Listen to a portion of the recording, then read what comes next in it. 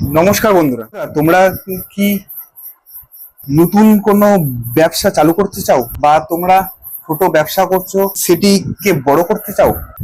তো তাহলে আজকের এই ভিডিওটা শুরু থেকে শেষ পর্যন্ত একদম দেখো। তো তোমরা ভিডিওটা একদম মিস করবে না, কারণ ভারত সরকার নিয়ে চলে এসেছে উদ্যম ক্রেডিট কার্ড। সেই কার্ডের মাধ্যমে তোমরা স্বল্প সুদে তোমাদের ব্যবসার জন্য সরকারের কাছ থেকে লোন পেয়ে যাবা। তো বন্ধুরা দেখো, পশ্চিমবঙ্গের উদ্যম ক্রেডিট কার্ড আপনার ব্যবসার নতুন দিশা। তো ক্রেডিট কার্ডটা করা হয়েছে কেন? তো তোমরা যদি নতুন কোনো ব্যবসা শুরু করতে চাও তো তাহলে তোমরা ক্রেডিট কার্ডটা পাবা। বর্তমানে যদি তোমার কোনো ব্যবসা থেকে থাকে তো তাহলে সেই ব্যবসাটাকে বাড়াতে পারবা। সেই জন্য পশ্চিমবঙ্গ সরকারের তরফ থেকে বিশেষ প্রকল্প, এটা খুব কম সুদে আর সহজভাবে তোমরা এই কার্ডটির জন্য অ্যাপ্লাই করতে পারবে।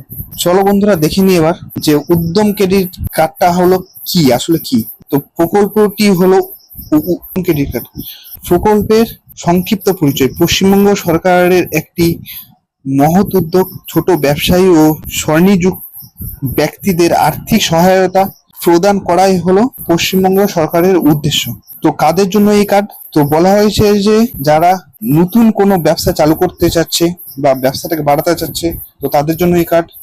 আর কার্ডটির মূল উদ্দেশ্য বা সুবিধা কি? ব্যাংকের থেকে সহজ শর্ত সাপেক্ষে তো তোমরা তোমাদের ব্যবসার জন্য যেই পরিমাণ টাকার দরকার সেই টাকাটা তোমরা লোন হিসাবে পেয়ে যাবা। সেটাই এই কার্ডের সুবিধা। তো দেখো, এই প্রকল্পের উদ্দেশ্য কি?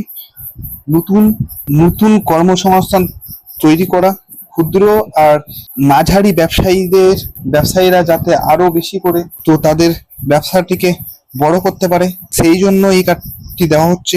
আর যুবক যুবতীরা যাতে স্বনির্ভর হতে পারে, সেই জন্য সরকারের এই পদক্ষেপ। দেখিনি এবার যে তোমরা সরকারের কাছ থেকে যদি কার্ডটি করো তো তাহলে কত টাকা পেতে পারো তো তোমাদের ব্যবসার জন্য।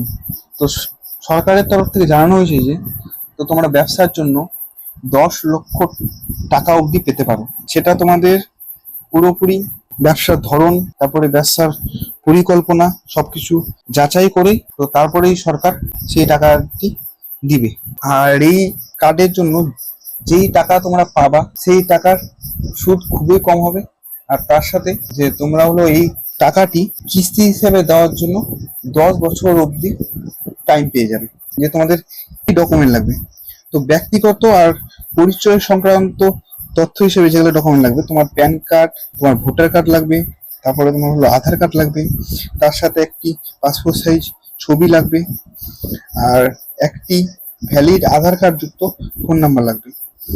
আর ব্যবসায়িক ও তার সাথে তোমাদের আর্থিক নথিপত্র যেগুলো লাগবে, আর্থিক ও ব্যবসায়িক বিবরণ, ব্যাংকের লেনদেনের জন্য ব্যাংক পাসবুক, আর তার সাথে ব্যবসায়ের যাবতীয় যেগুলা কাগজপত্র আছে, ট্রেড লাইসেন্স, সে সমস্ত প্রয়োজন হবে। ব্যাংকের বিশেষ প্রয়োজনীয়তা, ব্যাংক বা প্রতিষ্ঠান বিশেষ প্রয়োজনীয় অতিরিক্ত কোনো নথি দাবি করতে পারে।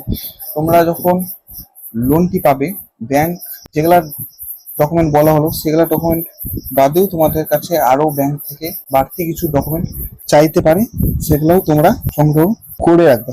যেমন তোমাদের ট্রেড লাইসেন্স দরকার হবে।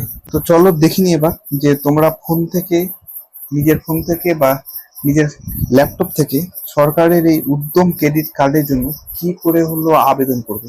তো প্রথমে তোমাদের সরকারি পোর্টাল যেটা দেওয়া আছে উদ্যম।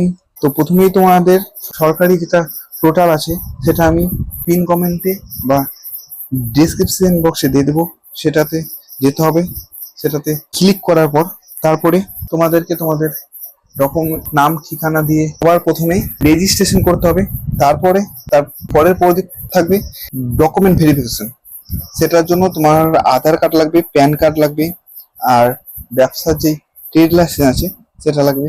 সেটা ভেরিফিকেশন হয়ে গেলে তো তারপরে সরকার সেই তোমার ডকুমেন্টগুলা যাচাই করবে। যাচাইয়ে যদি অ্যাপ্রুভ হয়ে যায় তাহলে 7 দিনের মধ্যে তোমার কাছে সরকারের তরফ থেকে কল আসবে। তো তখন তোমাকে ব্যাংকে গিয়ে সেই সমস্ত ডকুমেন্ট আবার দেখাতে হবে, দেখিয়ে সেই লোনটি তোমরা পেয়ে যাবে। তো দেখো বন্ধুরা, তোমাদের যেটা জানার দরকার যে তোমরা যদি কোনো ভুল করো তো তাহলে তোমাদের হলো আবেদন বাতিলও হতে পারে। তো যদি কোনো রকম তথ্যের ভুল হয় তোমাদের, যে তোমরা নাম ঠিকানা বা কিছু ভুল ইনফরমেশন দিয়ে ফর্মটি ফিল আপ করছো, সেই ভুল ইনফরমেশন দিয়ে বা ফোন নাম্বার যদি তোমাদের ভুল থাকে তো তাহলে তোমাদের ফর্মটি বাতিল হয়ে যেতে পারে। সেই দিকে তোমরা খেয়াল রাখবে। আর তার সাথে যদি কোনো ডকুমেন্ট ভুল থাকে তো তাহলেই তোমাদের ফর্মটি বাতিল হতে পারে। সেই সমস্ত সবকিছু যাচাই বাছাই করেই তো তারপরে ফর্মটি ফিল আপ করবে, যাতে কোনো রকম ভুল না হয়। আর তোমরা যদি চাও যে যে আমি ফর্মটি ফিল আপ করে তোমাদেরকে দেখাই, তো তাহলে তোমরা কমেন্ট করবে। আর অবশ্যই কমেন্ট করো। আর যদি তোমাদের কিছু ডাউট থাকে তো তাহলেও অবশ্যই কমেন্ট করো। আর তোমরা যদি চাও আরেক ভিডিও পেতে যে আমি ফর্মটি ফিল আপ করে দেখাবো, তো তাহলেও কমেন্ট করে অবশ্যই বলবে। তো তাহলে আমি ভিডিও বানিয়ে পুরো প্রসেস সমস্ত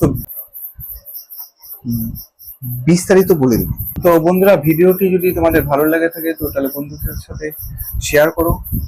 আর হলো এইরকম ভিডিও আরো পেতে WB ভাইরাল জবকে সাবস্ক্রাইব করো। তো দেখা হচ্ছে নেক্সট ভিডিওতে। ভালো থেকো, সুস্থ থেকো।